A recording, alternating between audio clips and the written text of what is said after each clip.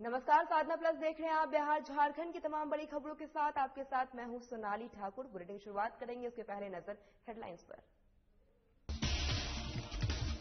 जल संसाधन मंत्री ने किया कोसी नदी के पश्चिमी तटबंध का निरीक्षण। कोसी की भवन में अधिकारियों के साथ समीक्षा। बाढ़ सहित कई कारणों को किया निर्देश।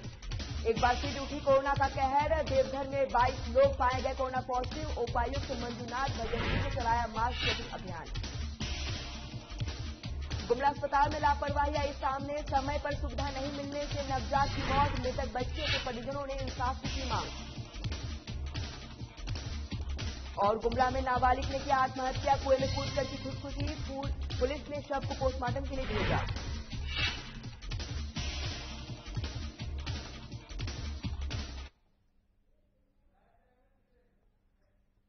आइए आपको सीधे रांची लिए चलते हैं, जहां पर मुख्यमंत्री हेमंत सोरेन ने वीडियो कॉन्फ्रेंसिंग के जरिए 21 सड़क परियोजनाओं का शिलान्यास किया है। आपको सीधे रांची की तस्वीर दिखाते हैं, जहां पर मुख्यमंत्री हेमंत सोरेन ने परियोजनाओं का वीडियो कॉन्फ्रेंसिंग के जरिए वहां पर शिलान्यास किया है। सुदृढ़ीकरण कार्य जो 52 करोड़ की लागत से संपन्न हुआ है, इसमें NH 143 पर 24 किलोमीटर सड़क के कार्य का लाभ घाघरा और गुमला के क्षेत्रों को मिलेगा। इस सड़क के निर्माण से बॉक्साइड माइंस को ढलाई में सुविधा होगी। नेतरहाट के पर्यटन स्थल को बढ़ावा मिलेगा। आज शिलान्यास होने वाले कुछ प्रमुख परियोजनाएं हैं। NH 143 पर कुडू से घाघरा खंड 44 किलोमीटर और NH 114A पर टावर चौक दुमका से बासुकीनाथ 22 किलोमीटर लंबी सड़क का चौड़ीकरण। इन परियोजनाओं से झारखंड के इंफ्रास्ट्रक्चर में जबरदस्त अभिवृद्धि देखने को मिलेगी, जिससे राज्य में परिवहन से संबंधित दिक्कतें दूर होंगी, प्रदूषण और दुर्घटनाओं में कमी आएगी, सड़क पर जाम से मुक्ति मिलेगी, समय व बहुमूल्य ईंधन की बचत होगी। साथ ही राज्य में व्यापार, शिक्षा और पर्यटन में भी भरपूर इजाफा होगा। विकास के ये नए तोहफे प्रदेश को प्रगति की नई उड़ान देने के साथ साथ राज्य के हर व्यक्ति के चेहरे पर संतुष्टि भरी मुस्कान भी देंगे।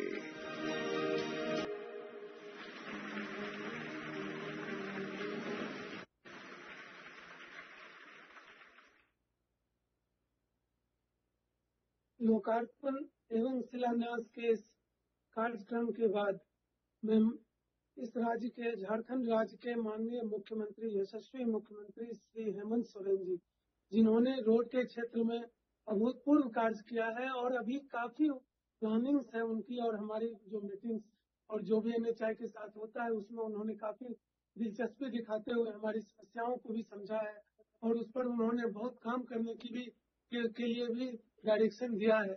तो अब हम माननीय मुख्यमंत्री जी से आग्रह करेंगे कि वो अपनी बात को रखेंगे।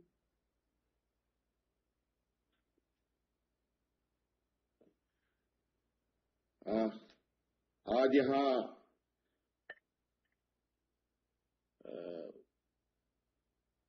आज की इस वीडियो कॉन्फ्रेंसिंग के माध्यम से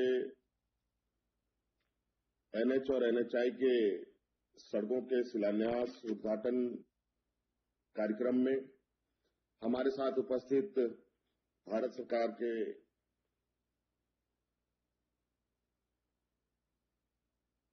वरिष्ठ मंत्री आदरणीय नितिन गडकरी जी, भारत सरकार के मंत्री बड़े भाई अर्जुन मुंडा जी, उपस्थित यहाँ सभी लोकसभा राज्यसभा सांसदगण, विधायकगण, झारखंड सरकार के मंत्रीगण, उपस्थित NH और NHI के सभी पदाधिकारीगण, आप सभी लोगों का मैं अपनी ओर से इस कार्यक्रम में स्वागत करते हुए आप सब लोगों को बधाई देता हूं, अपनी ओर से जोहार करता हूं। जो मुझे बताया गया है, जो अभी हम लोगों ने देखा है, लगभग हमारे इस प्रदेश में 2750 करोड़ का सड़कों का उद्घाटन हुआ है और लगभग 50 करोड़ का योजनाओं का शिलान्यास होना है। और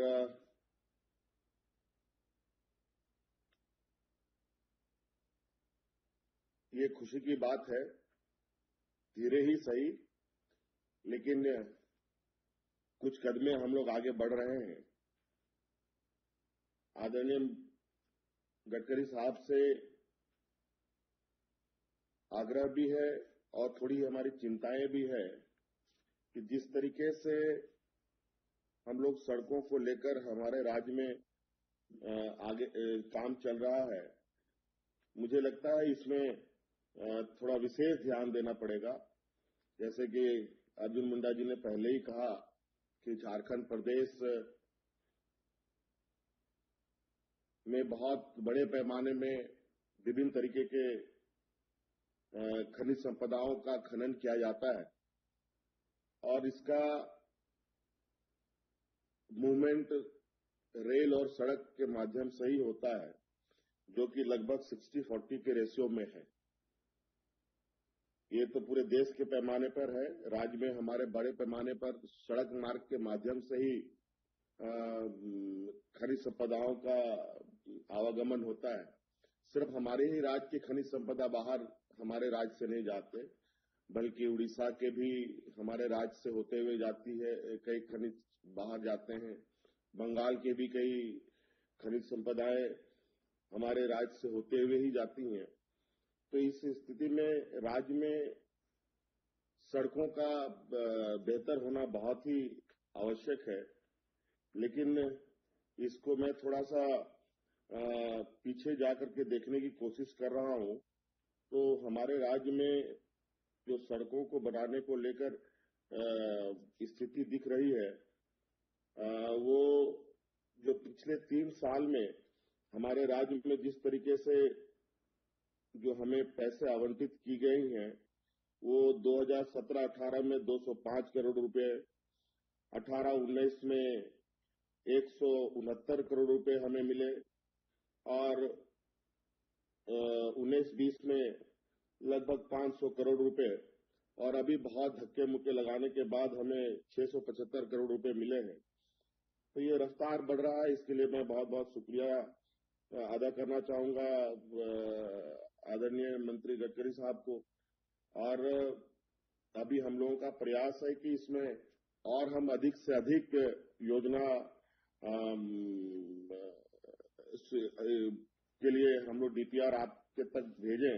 ये बात सही है, हमारे यहाँ पूर्व में डीपीआर बनाने में बहुत गति नहीं रही है और अभी हम लोगों ने इसमें बहुत तेजी से काम किया है और बड़े पैमाने पर डीपीआर बन के हमारी तैयार है, जो भारत सरकार को प्रेषित की जाएगी। सर, भारत माला के तहत कुछ योजनाएं हैं तो हमारे राज्य में चल रहे हैं। पहला योजना छत्तीसगढ़ रायपुर धनबाद, जो लगभग 260 किलोमीटर जो झारखंड के अंदर आता है, जो 140 किलोमीटर का काम चल रहा है और शेष जो 146 किलोमीटर है उसे जल्द से जल्द लिया जाए, ये हमारा आग्रह होगा। दूसरा है उड़ीसा राज्य से संबलपुर रांची इकोनॉमिक कॉरिडोर का, जो 146 किलोमीटर झारखंड के अंदर के आता है और ये टोटल ग्रीनफील्ड एरिया भी है। इसमें मुझे लगता है कि कोई दिक्कत नहीं होनी चाहिए सड़क बनाने में और न जमीन की कोई उपलब्धता को लेकर कोई दिक्कतें होंगी। तीसरा है रांची से पारादीप इकोनॉमिक कॉरिडोर का, जो खूंटी हाटगमरिया जामताड़ा से होते हुए उड़ीसा जयंतगढ़ होते हुए उड़ीसा जाएगी, जो लगभग 188 किलोमीटर का स्ट्रेच झारखंड में पड़ेगा सर। इसके अलावा यूपी से बनारस से रांची तक इकोनॉमिक कॉरिडोर जो NH-75 है, जो लगभग 260 किलोमीटर का स्ट्रेच झारखंड में है, इसे भी बहुत ही ये एक महत्वपूर्ण सड़क है, जिसमें लगभग 55 किलोमीटर का काम हो चुका है 4 लेनिंग का। और लगभग वही 200 से अधिक 204-5 किलोमीटर से बाकी है। इसे जल्द से जल्द लिया जाए, जल्द से जल्द इस पर काम हम लोग कर पाए तो हमारे लिए, इस राज्य के लिए बहुत बेहतर ये सड़क साबित हो सकता है। और हमारे यहाँ एक बिहार को जोड़ते हुए एक सड़क है बख्तियारपुर और से लेकर और मांझी तक, जो लगभग और मांझी तक तो हम आ गए हैं बरही से लेकर, लेकिन आगे थोड़ा सा जो घाटी का एरिया है 20 किलोमीटर का स्ट्रेच है वो बहुत ही खराब है। आदरणीय मंत्री जी से हमारा आग्रह होगा कि इसको थोड़ा हम लोग जल्द से जल्द कर लें, इसको ले तो बहुत अच्छा होगा। और एक हम लोगों की बहुत पुरानी मांग है सर, और लगातार इस विषय पर विभाग के स्तर पर पदाधिकारियों के द्वारा डे टू डे इसकी चर्चाएं होती रहती हैं, लेकिन अभी इस पर बहुत मजबूती से पहल नहीं हो पाया है। और वो है जो हमारे यहाँ साहेबगंज में एक जो बहुत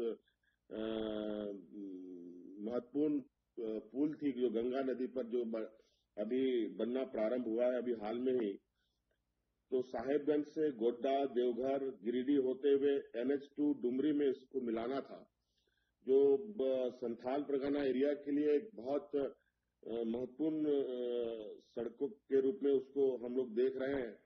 क्योंकि जैसे ही गंगा ब्रिज कंप्लीट होगा तो यहाँ का जो गतिविधियां हैं उसमें बहुत तेजी आएंगी।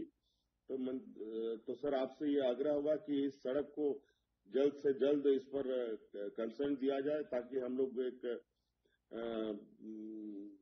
संथाल परगना को इधर हमारे छोटा नागपुर क्षेत्र से बहुत आसानी से जोड़ा जा सके। और इसके अलावा सर हमारा एक और आग्रह था कि हम लोग, चूंकि खनिज संपदाओं का यहाँ मूवमेंट है, तो यहाँ एक बेहतर बाजार उपलब्ध हमारे राज्य बाजार बने, यहाँ पर व्यापार की स्थिति बने, इंडस्ट्री का एक बड़ा हब तैयार किया जा सके। इसके लिए हमारा ये आग्रह था कि बंगाल और उड़ीसा के लिए एक हाई स्पीड कॉरिडोर और एक बनारस तक के लिए एक हाई स्पीड कॉरिडोर की हमें आवश्यकता है। इसके लिए मुझे लगता है कि एक ये 2-3 चीजें अगर हमारे लिए होती हैं तो एक यहाँ पर इंडस्ट्री की जो स्थिति है वो बहुत तेजी से आगे हम इसको ले जाने की स्थिति पर आएंगे। सर ये तो हमारा सड़कों से संबंधित है। और सर इसके अलावा हम लोग आपको सर जितने भी NHAI के प्रोजेक्ट्स हैं, ये बहुत ही गर्व की बात है। आज जितनी भी सड़कें बनती हैं और उसमें जितनी भी सरकारी जमीनें हम देते हैं, और वो लगभग हम पूरी जमीनें फ्री ऑफ कॉस्ट हम NHAI को ट्रांसफर करते हैं। जबकि ऐसे और दूसरे प्रोजेक्ट्स में हो, चाहे रेलवे हो, चाहे और भी कोई विकास कार्य हो, उसमें राज्य सरकार को उसके एवज में हमें उसका कंपनसेशन मिलता है। लेकिन हम आज सड़क को बनाने के लेकर हमारी भी चिंताएं हैं, और इसको जब हमारे पास इतनी हम भी कोशिश पर हैं, तो मुझे लगता है जो प्रायोरिटी है हमारे जो राज्य का, वो प्रायोरिटी को थोड़ा सा ऊपर रखा जाना चाहिए। और आमतौर पर हम लोग अगर थोड़ी सी पॉलिटिकल बात पे जाते हैं तो पॉलिटिक्स तो हम लोग इधर इस रीजन में बहुत अच्छा कर लेते हैं, ईस्टर्न रीजन में, लेकिन विकास कार्य हमारे रीजन में थोड़ी सी, चाहे वो बिहार हो, चाहे झारखंड हो, चाहे उड़ीसा हो, चाहे बंगाल हो, चाहे हमारे क्षेत्रों में थोड़ी सी कमी हमें दिखती है सर। इसमें हमारा आपसे आग्रह होगा कि हमें थोड़ा सा विशेष रूप से हमें ध्यान देने की आवश्यकता है, क्योंकि वैसे भी हमारी आर्थिक अपनी स्थिति बहुत अच्छी नहीं है, और हमने बहुत वैसे भी NH को कई सड़कें ट्रांसफर कर रखे हैं। बहुत महत्वपूर्ण सड़कों को हम लोगों ने ट्रांसफर किया है, और अभी उनकी सड़कें बहुत अच्छी स्थिति पर नहीं है। और ऐसे स्थिति पर सड़क खराब होने से निश्चित रूप से बहुत लोगों को दिक्कत होती है। अभी हाल में ही बासुकीनाथ दुमका के आसपास कोविड के दौरान इतनी खराब सड़क थी कि वो एक छोटी गाड़ी के ऊपर ट्रक गिर जाने की वजह से छोटी गाड़ी में जितने पैसेंजर थे सारे मर गए। तो ये बहुत दुखद बात होती है ऐसी घटना को अंजाम जब ये घटनाएं होती हैं। और सर एक आपने देखा होगा अभी जो हमारे NHAI के डिपार्टमेंट के लोगों ने जो स्लाइड प्रेजेंटेशन दिया है, इन लोगों ने सड़कें तो काफी खूबसूरत तरीके से उसकी फोटोग्राफी करी है। उस फोटोग्राफ्स को अगर हम ध्यान से देखें तो हमें पर्यावरण को देख के विषय पर हमें चिंता करने की आवश्यकता होगी। सड़कों के किनारे पेड़ों की उपलब्धता बिल्कुल कम दिखती है और लगभग सब जगह खानापूर्ति की जैसा ही स्थिति दिखता है। और क्योंकि झारखंड में तो अधिकतर मतलब 50% हमारा एरिया तो जंगल का ही क्षेत्र है और वही हरा भरा दिखता है। सड़कों के किनारे में पेड़ों की संख्या बहुत कम के बराबर दिखती है, नहीं के बराबर दिखती है। और इसको लेकर एक विशेष ड्राइव के साथ सड़कों के किनारे पेड़ लगाने की आवश्यकता है ताकि पर्यावरण को भी हम लोग संरक्षित कर पाए सर। और सर हमारे लिए एक और विषय है जो शायद हमने तो आपके पदाधिकारियों के साथ ये बातें शेयर की हैं कि हमारे एरिया में कई ऐसे क्षेत्र हैं जहां एलिफेंट कॉरिडोर्स हैं, जहां पर हाथियों का आवागमन बराबर होता रहता है और सड़कों को बनाने के बाद उनके मूवमेंट के लिए हम लोगों ने बहुत विशेष ध्यान नहीं दिया है। कई सूचनाओं के माध्यम से और कई व्हाट्सएप और ये के माध्यम से मैंने सड़कों के किनारे हाथी के बच्चों को फंसते हुए देखा है। कई जगह पर हाथियों को सड़क के किनारे मतलब दूसरी तरफ क्रॉस नहीं करने की वजह से शहरों की ओर आने की स्थिति बनी है। ऐसी भी स्थिति हमने देखी है। तो ये एक बहुत चिंता का विषय है कि हमारे यहाँ एलिफेंट कॉरिडोर नहीं होने के प्रॉपर वे में हम लोग इनको नहीं ट्रीट करने की वजह से हाथियों का मूवमेंट थोड़ा डाइवर्ट होता है, जिससे आम जनों को काफी नुकसान होता है। तो मेरा ये आग्रह होगा कि ये विशेष रूप से ये एलिफेंट कॉरिडोर और सड़क के किनारे पेड़ को लगाने के लिए हमें मजबूती से कदम उठाना चाहिए सर। और बाकी आज के इस प्रोग्राम में हालांकि हम लोगों ने 1-1 करोड़ रुपए 2-2 करोड़ रुपए के भी प्रोजेक्ट्स उद्घाटन कर रहे हैं हम लोग। उससे कोई ये नहीं है, लेकिन जो भी है ये एक अच्छी पहल है। और जिस तरीके से आज इस बार मैंने पहले भी कहा कि जो हमारा जो एलोकेशन हुआ है, यहाँ पर फंड एलोकेशन हुए हैं जो विगत 17-18 से लेकर के 20-21 तक, अभी तो हमें 675 करोड़ रुपए का ये मिला है, जबकि हमारा अलॉटमेंट लगभग 1200 से 1300 करोड़ रुपए का एक्सपेक्टेड है। हम उम्मीद करेंगे कि सर हमें थोड़ा सा हमारे इसमें बढ़ोतरी की जाए।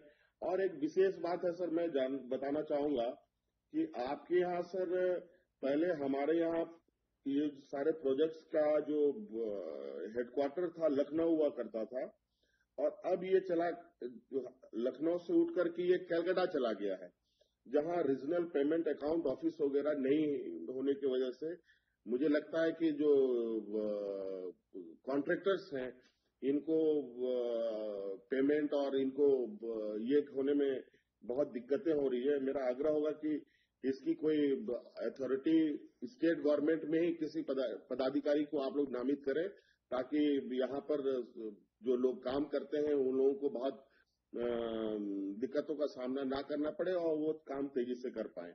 यही मेरा आग्रह होगा सर। बाकी आज के इस उद्घाटन शिलान्यास कार्यक्रम के लिए बहुत बहुत आभार प्रकट करते हुए आदरणीय मंत्री जी को मैं आभार प्रकट करता हूं कि इन्होंने इतना बहुमूल्य समय आज निकाला है। और माननीय सभी मंत्रीगण और सांसदगण, विधायकगण को मेरी तरफ से बहुत बहुत शुभकामनाएं। धन्यवाद। जोहार। बहुत बहुत धन्यवाद माननीय मुख्यमंत्री सर। आपने जो भी निर्देश दिए हैं और जो भी NHAI या NH के कार्यों में प्लांटेशंस और जंगल के संबंध में और जो हाथियों के आवागमन के संबंध में चिंताएं व्यक्त की है, उनको हम लोगों ने फर्स्ट प्रायोरिटी में लेते हुए और अभी जो प्लांटेशंस का ड्राइव पूरे इंडिया में चला हुआ है माननीय मंत्री श्री गडकरी सर के निर्देश पे, उसमें इस साल हमारा लक्ष्य है कि हम इस बरसात से पूर्व या इस बरसात में होते हुए 100% प्लांटेशन का लक्ष्य रखेंगे सभी एनएच पे। ये हम आपको आश्वस्त करते हैं। और जो एलिफेंट कॉरिडोर है वो हम जितने भी हमें फॉरेस्ट डिपार्टमेंट बोलते हैं हम उससे ज्यादा ही कोशिश करते हैं बनाने का। और उसके बाद उसमें जो प्रोटेक्शन की बात हो रही है तो उस पर भी हमने साइट पर स्थल पर इसके लिए जो है कार्य करने का ये संकल्प लिया है। आगे इस पर हमारी पूरी फोकस होगी। सर अब सभा इस जो ये अपना इसका समापन और इसका ये कहें कि जो हमारा ये मिश्रा जी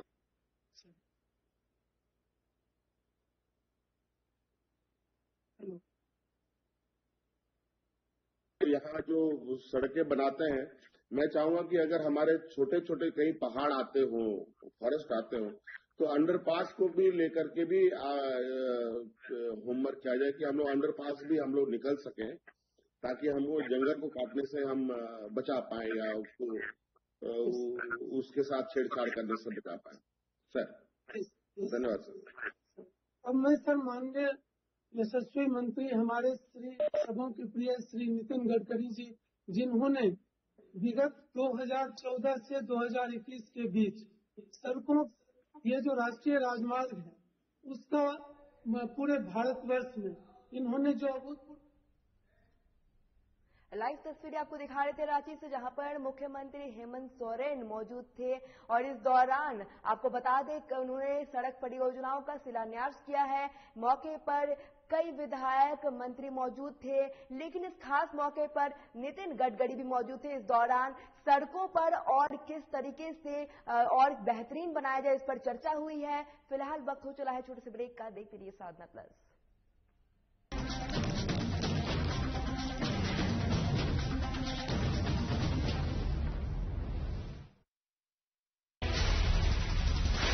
बिहार झारखंड के साथ देश दुनिया की हर बड़ी खबर देखिए फटाफट अंदाज में शाम 7:30 बजे।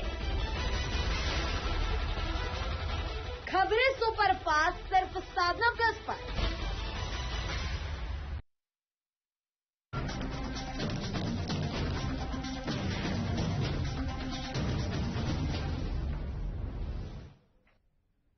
ब्रेक के बाद एक बार फिर आपका स्वागत है। बिहार सरकार जल संसाधन मंत्री संजय कुमार झा ने नेपाल के कोसी नदी में पश्चिमी तटबंध का निरीक्षण किया। इस दौरान जल संसाधन विभाग के प्रधान सचिव Sanjeev Hans, engineer in chief Rajesh Kumar, मुख्य अभियंता मनोज रमन समेत कई लोग मौजूद रहे। जिसके बाद जल संसाधन मंत्री ने कौशिकी भवन में विभागीय अधिकारियों के साथ समीक्षा की और बाढ़ सहित कामों के साथ कई कामों का निरीक्षण किया है। 15 मई तक जो भी एंटी इरोजन का काम है वो सारा काम पूरा होगा। एक प्रोजेक्ट को हम लोगों ने रिव्यू किया है। हम लोग नेपाल साइड में भी जो 19 काम चल रहा है उसका भी रिव्यू किया है। हम लोग होपफुल है कि 15 मई तक सारा काम पूरा होगा और सारा जो इंस्ट्रक्शन वगैरह देना है कहा जैसे एक चीज का रिव्यू किया गया, एक प्रोजेक्ट का होपफुल प्रोग्रेस है। 15 मई तक सारा काम कंप्लीट होगा।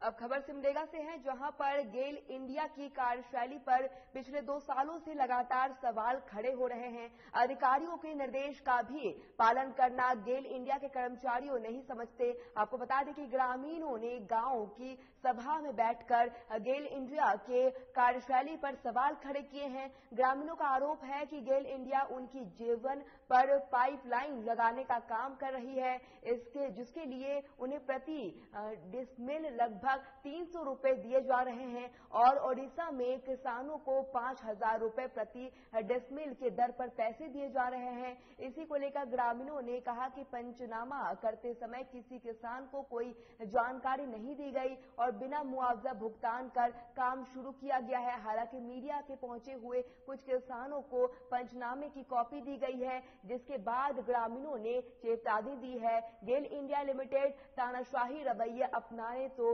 उग्र आंदोलन किया जाएगा।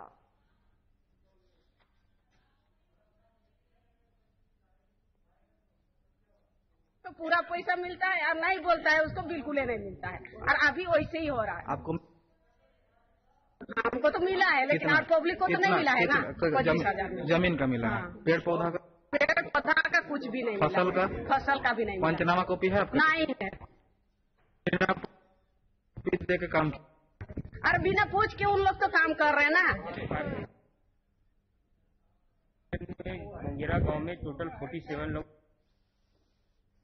प्रभावित रकबा है, जिसमें से 9 लोग का हमारा पेंडिंग है। इसमें 9 लोगों से पेंडिंग है, उसमें से सारे लोग का पेपर में प्रॉब्लम है, इसीलिए 9 लोग का पेपर नहीं हुआ। 9 लोग का पेपर होने के बाद उन लोग का मुआवजा जल्द ही दिया जाएगा। तो रजिस्टर नियम में तो नहीं है कि आप जिसका पेपर जब ओके नहीं था तो उसके जमीन पे भी आप लोग काम करते हैं? नहीं, जमीन से उनसे पूछ कर काम किया गया है। तो लोगों ग्रामीण का आरोप है कि आप वो ब्लेम कर रहे हैं। पहले इनसे पूछा गया है, इनसे साइन लिया गया है, साइन पंचनामा करके ये खुद से एग्री किए, तब हम लोग काम किए, गेल कंपनी काम की। तो अभी तक जब आप लोग वहाँ इतना दिन से काम कर लिए यहाँ पर, अभी फाइनल स्टेज पहुँचने वाला क्या है? आपसी भाइयों लोग का इन लोग का झगड़ा, इसमें इन लोग पेपर सही से नहीं दिखा पा रहे हैं और न सही से प्रेजेंट कर पा रहे हैं। गुमला में एक बार फिर अस्पताल कर्मियों की लापरवाही सामने आई है, लेकिन प्रशासन कोई ठोस कदम नहीं उठा रहा है। मामला सामुदायिक अस्पताल का है, जहां डॉक्टर और कर्मियों की लापरवाही की वजह से नवजात की मौत हो गई। इसी को लेकर मृतक बच्चे के परिजनों ने आरोप लगाया है, सही समय पर सुविधा नहीं मिलने की वजह से बच्चे की मौत हो गई है। इस पर जांच कर कार्रवाई करने की बात कही गई है।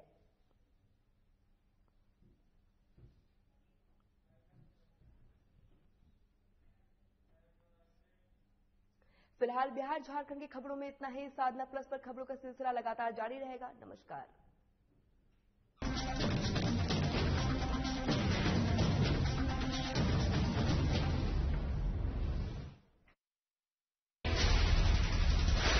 बिहार झारखंड के साथ देश दुनिया की हर बड़ी खबर देखिए फटाफट अंदाज में शाम 7:30 बजे। खबरें सुपरफास्ट सिर्फ साधना प्लस पर। क्या आप दुबले पतले कमजोर हैं? आपकी सेहत नहीं बनती, भूख कम लगती है, वजन नहीं बढ़ता? दरअसल मेन बात खाना पीना खाना नहीं है, मेन बात है खाया पिया लगना। और अगर खाया पिया लगेगा ही नहीं तो सेहत बनेगी कैसे? इसलिए हमारी संस्था सन्यासी आयुर्वेदा ने एक ऐसी दवा बनाई है जो कि आपके पाचन तंत्र को, आपके लीवर सिस्टम को ठीक करने का काम करती है, ताकि आप जो भी खाएं उसका पूरे का पूरा निचोड़ आपके शरीर को लगे, आपकी भूख बढ़े, खाया पिया सही से लगे, नया खून बने, हड्डियों में जान आए, वजन बढ़े, ताकत बढ़े, चेहरे पर नूर आए और आप मोटे तगड़े खूबसूरत पर्सनैलिटी के मालिक बन जाए। यह दवा पूरी तरह से आयुर्वेदिक होती है। इसका शरीर पर कोई